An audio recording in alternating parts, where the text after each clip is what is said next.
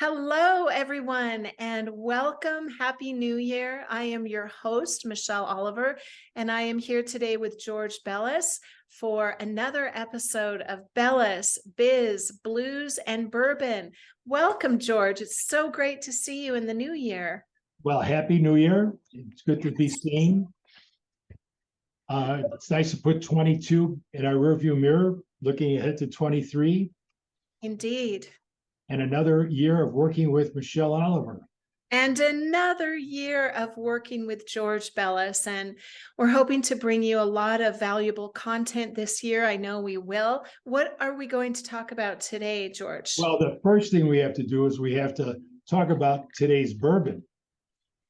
That sounds perfect. Today we have a very interesting bourbon that's a combination of distilled through three different casks from three different states, giving it some interesting flavors.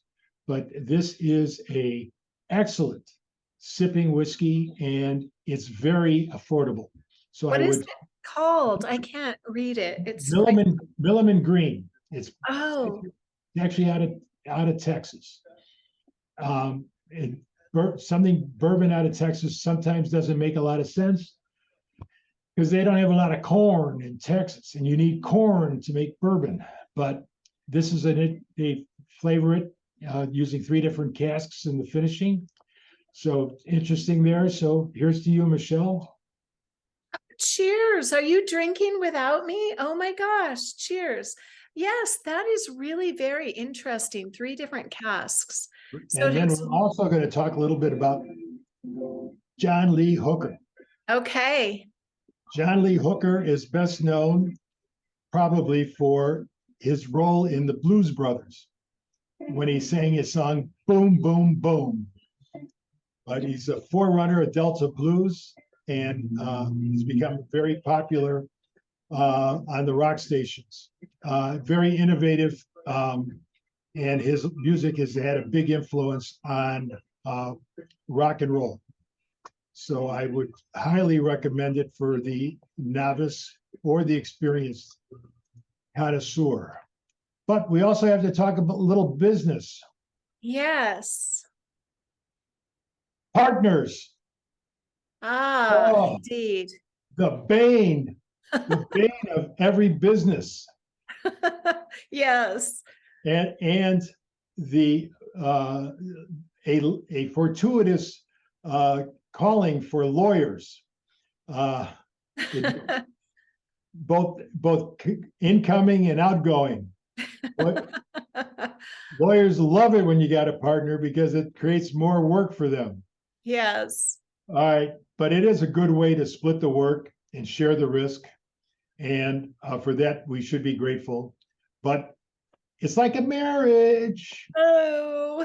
Yeah, there are good times and there are bad times. And like a lot of marriages, they don't last forever. So you have to plan for it. Best way to do it is to have a prenup. Or just drink bourbon.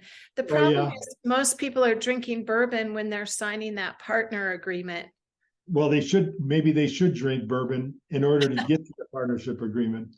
But because of that, because it's like a marriage, we strongly recommend you treat it like a marriage and have a prenup, because you don't know if it's going to last forever.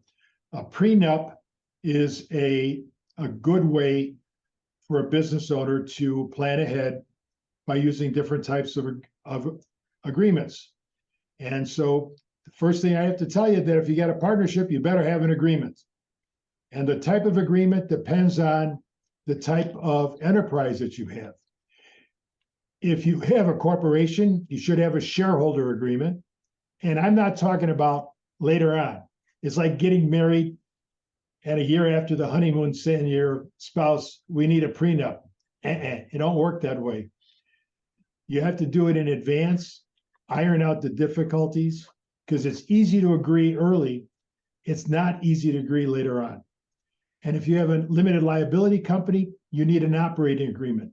You should not enter into either one or any type of partnership arrangement or a joint venture or a limited partnership, anything without something in writing about how to manage the company, and more importantly, what to do if there's a dispute. I advocate that every agreement with corporations, LLCs, partnerships, whatever, have a mediation clause.